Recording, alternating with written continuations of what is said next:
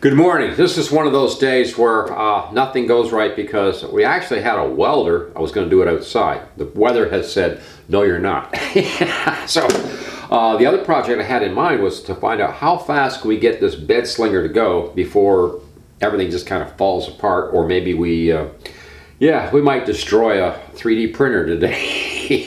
Yeah. So what I want to do is run a test and just see how fast we can get this thing to go before the print becomes, before it just fails, I guess. And we're going to bring it up in stages to see, what's the speed limit on this thing.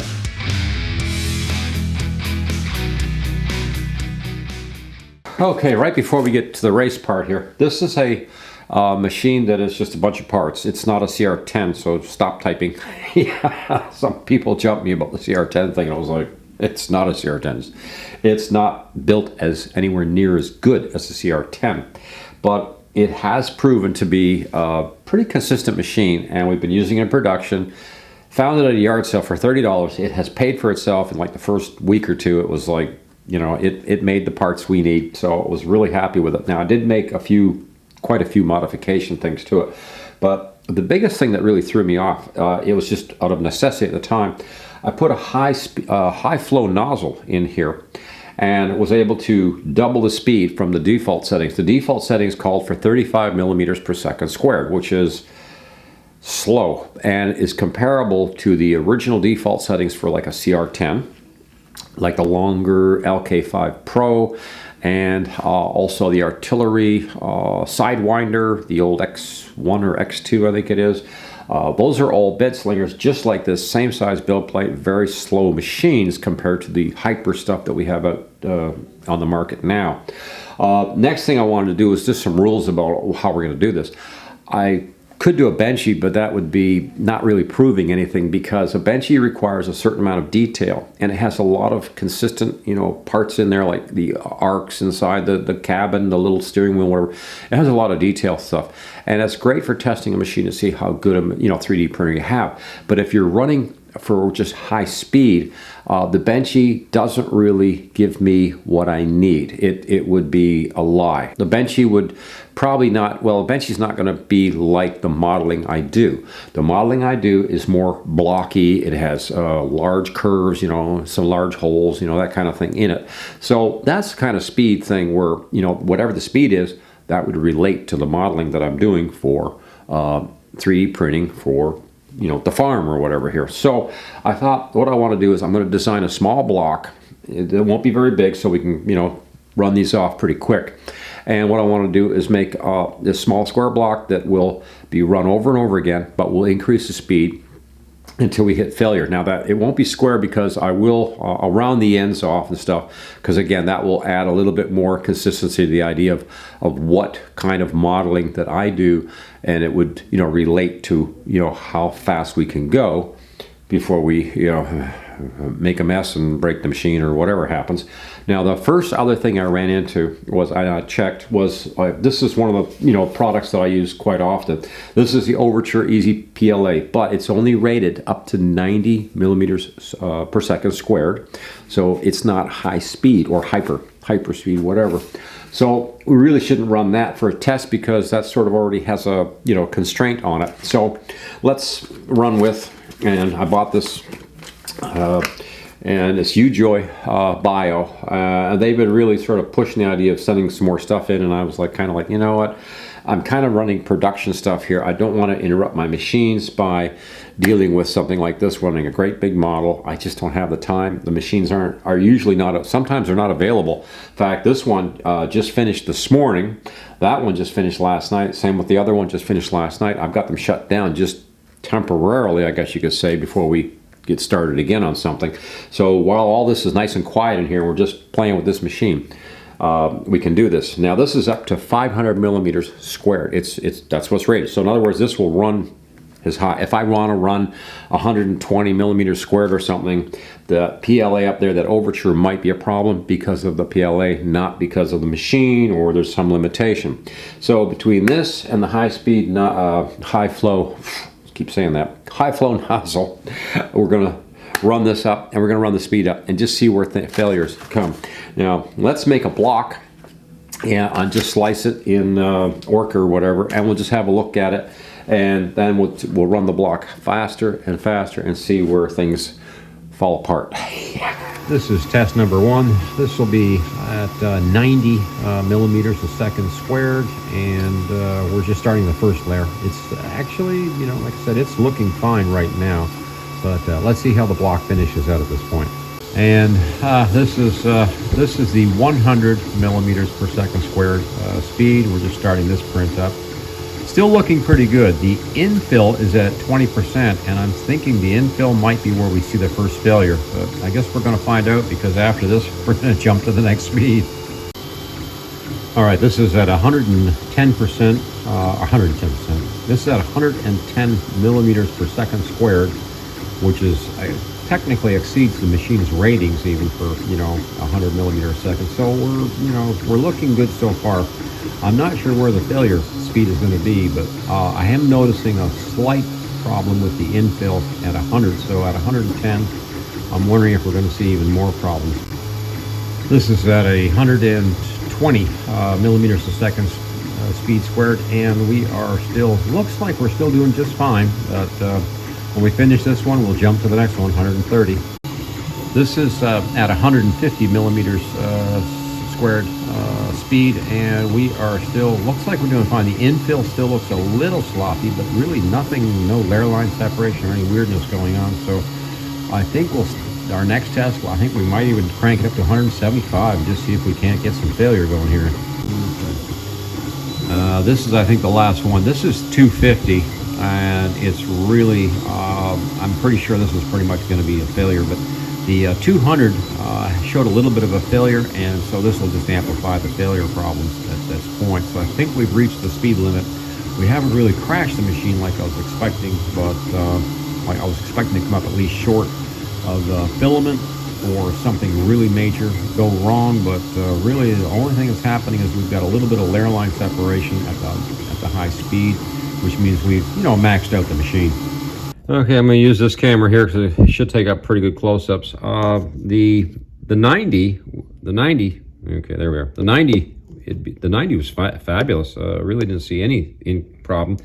We went to 100, and I thought, well, you know, 100 is kind of pushing it, but that's the maximum theoretical physical speed of the machine, but that she's rated for. Now the next thing I went to was the 110, and again, the 110 looks really good. Really, you know, I'm satisfied with it. I don't see any issues. Layer line support, no problems at all. 120, same thing. Decided to jump. We went to 150, and it was still not a problem. Nothing's really showing up. And then we went to 200. Aha, now we're starting to see some weirdness. The top is got a little bit of separation of the layers. It's a little bit lumpy, so it's not a very smooth model there.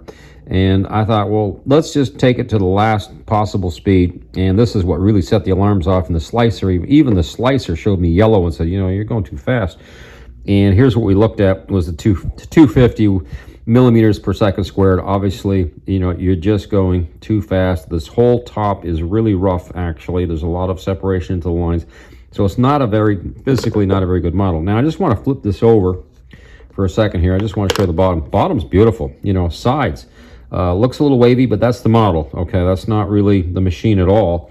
So even that 250, everything was good except this very top layer. That's the only failure I really saw. Other than that, that was it. But I'm going to call the speed limit and say 200 was too much. Yeah, so here's our little blocks. I wrote on each one the speed of the machine, what we were using. Now, there may be some questions about all this, or at least comment in the description below if you know, or you know how fast you can push your bed slinger. Old bed slingers, new ones like the Cobra and all that, I'm not really, you know, touching those because they're built for higher speeds even though they are bed slingers. But the old CR10s, the longer LK5 Pro, the Sidewinder by Auxiliary, those sorts of machines, you know, they were slow in their day, and they still are, but they do a great job. So, yeah.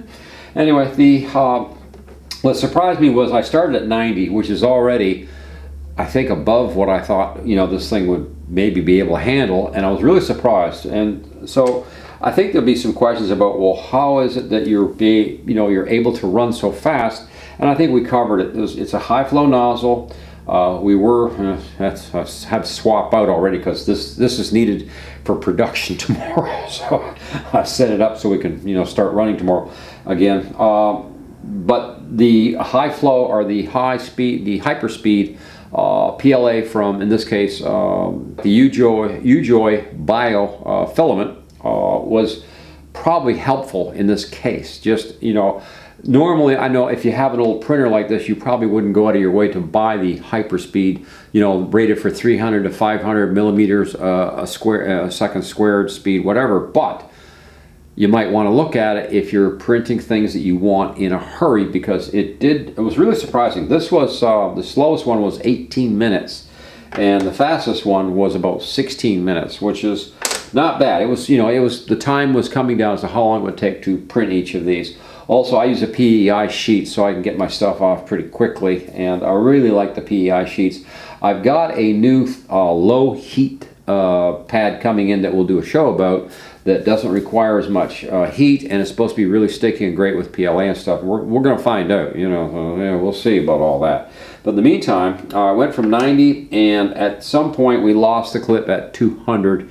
And 200 didn't really look much different all the way around, except that the top really sort of didn't come up well at all. And the other thing that I wanted to express too was the difference is, this is a hot end that just stays hot. There's no cooling fan going on here. So that makes a difference too when you're doing this kind of speed testing. And again, the shape was just something very basic.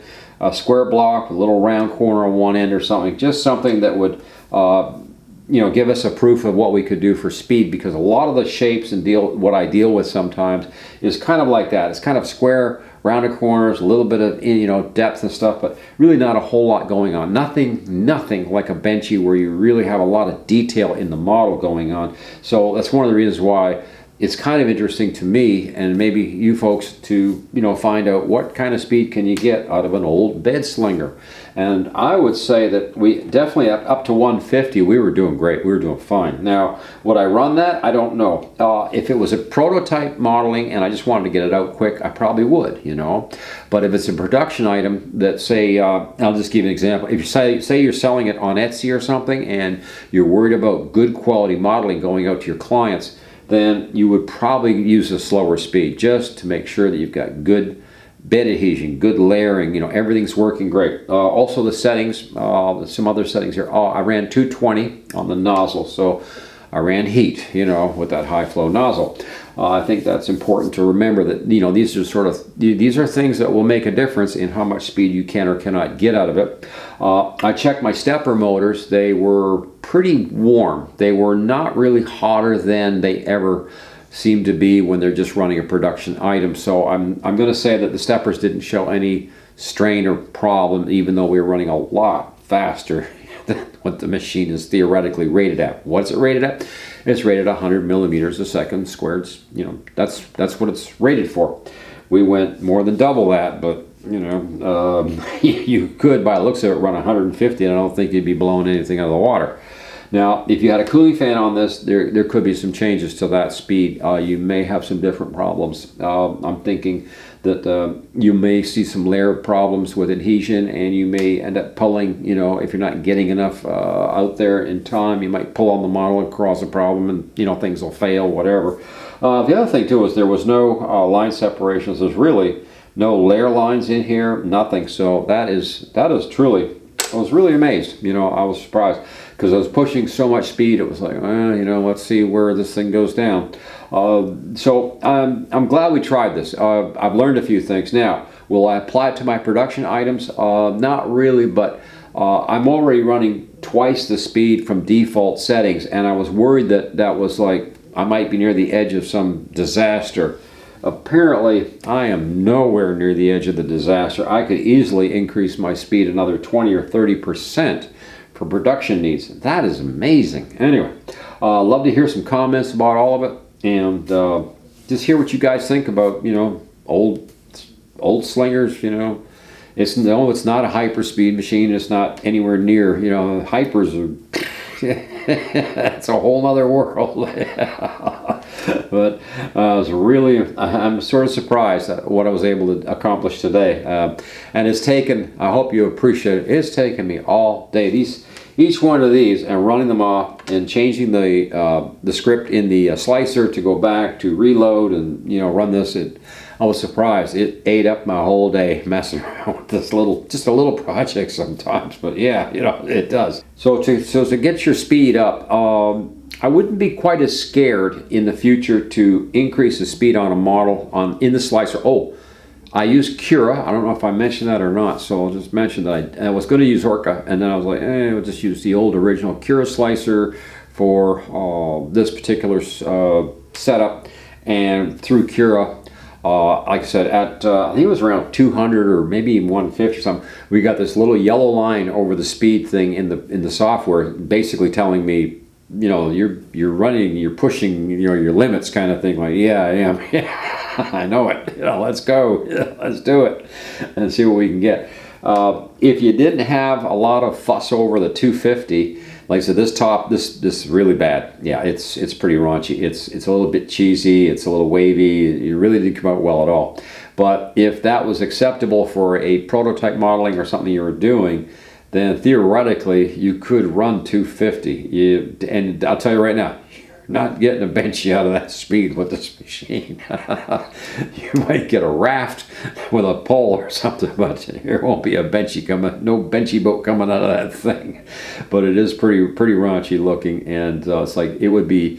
It's definitely going to be unacceptable to if you're shipping something out. You're like, yeah, you don't want that on there. At least I hope not. Because that does look pretty 3D. Amateur, whatever. Anyway, thank you for watching Coffee Tools. Please like, share, subscribe, ring the nose bell. I'm gonna get out of here. We're gonna go back to something else next week. Probably do that welding next week, because got a new welder to test, and it's like, yeah, it should be interesting.